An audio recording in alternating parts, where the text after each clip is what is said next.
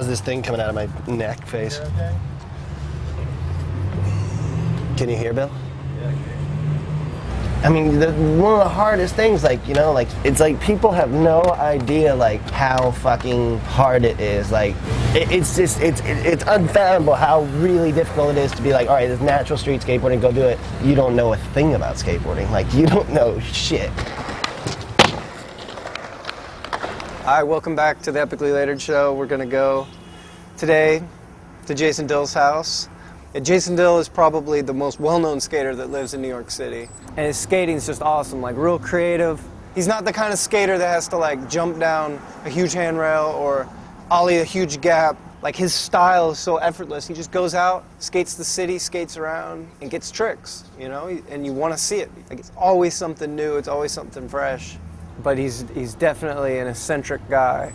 Hopefully, he's gonna give us a tour of his apartment, and then we're gonna go skating. What's up?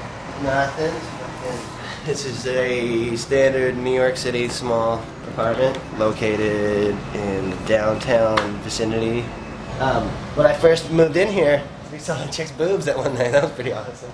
There's a guy that's lived in this building since he's been here for about 35 years, and he actually stopped me on the street right over here and was like, "You live in number 19, right?" And I was like, "Yeah." And he's like, "Yeah, I've been in that apartment before. It's small, but it's kind of cool." I was like, "Yeah."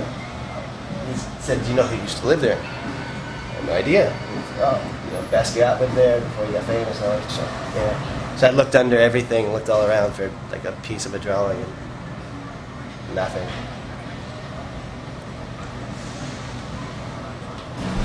New skateboard media, reading materials, Polaroids, photographs.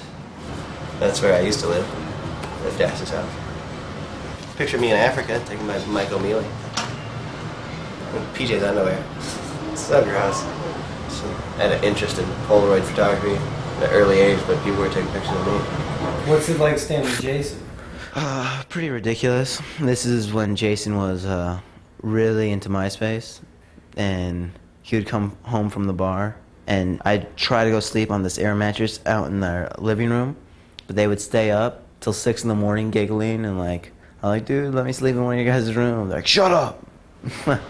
This is probably in our family before I was born, but I am the owner of this, and this is the oldest toy I ever played with when I was a kid.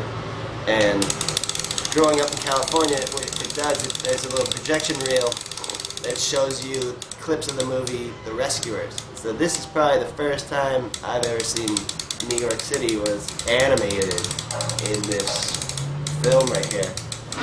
I always got bummed out when I'd be watching like, I don't know, like cribs or anything like that, or like pro skaters, like, because most times they'll be like, they're fucking bored on that wall, and the only reason I have this board is I actually like this graphic, and I'm gonna send it to my mom, because she saved some of my boards, and I think this one's worth saving. You don't have all your boards? My mom has those. I always got bummed when I'd see like Bam on TV and they have a whole room of like his pictures and like electric sunglass ads of him in it, and like they like seriously wallpaper the wall with it, and then like his boards, it's just like, you know, I mean, whatever. I think it's a bit gay. Not gay, but like, it's a bit too narcissistic for my taste. Jason Dill, he can turn any conversation about anything, no matter what. You could be like, "Wow, look at that pile of dog shit," and he'd be like, "That's awesome, because the one time that reminds me of a story about me." He'll turn the story into like somehow about him, or he's good. He's a good guy. Yeah. Sounds about his girlfriend a lot. Yeah, he's in love. Wow, that guy's head over heels, man. I was with him one day, and he was mailing out flowers to his girlfriend and stuff like that, and that's love, man. If you're gonna go to the post office with flowers, I wouldn't do that. Hey man, can you take us to Greenpoint? I'm hungry. You're hungry? He's hungry. Why can't we go to Greenpoint? Because you're hungry. Let's just go to that park. Let's go to the park under the bridge. All right. Is that a far skate? No, let's go there. Fuck it, let's do that. I'll film some funny shit. Dill is just funny, man. That motherfucker's crazy.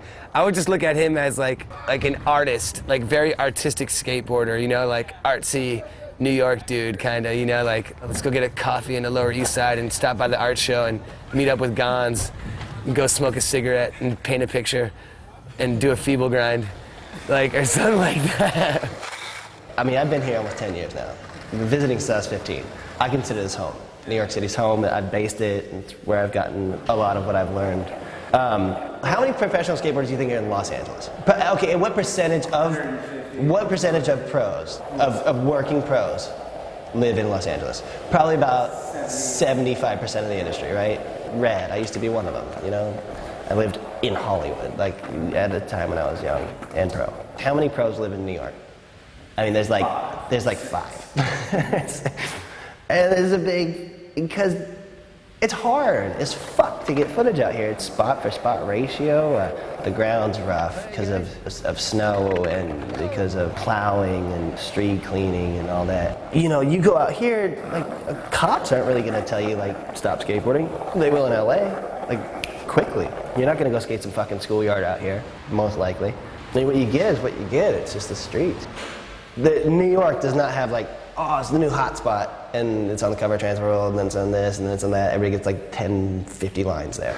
You really gotta go above and beyond to look for the shit to do when you're out there. And I find myself in the position of, like, it looks cool, because I'm in New York. It's New York City, it's skating. You know, it's not blacktop and a fucking picnic table. So as far as spots out here, I don't think there is a real skate spot in New York City. There's a series of places you can go and go for it, try it.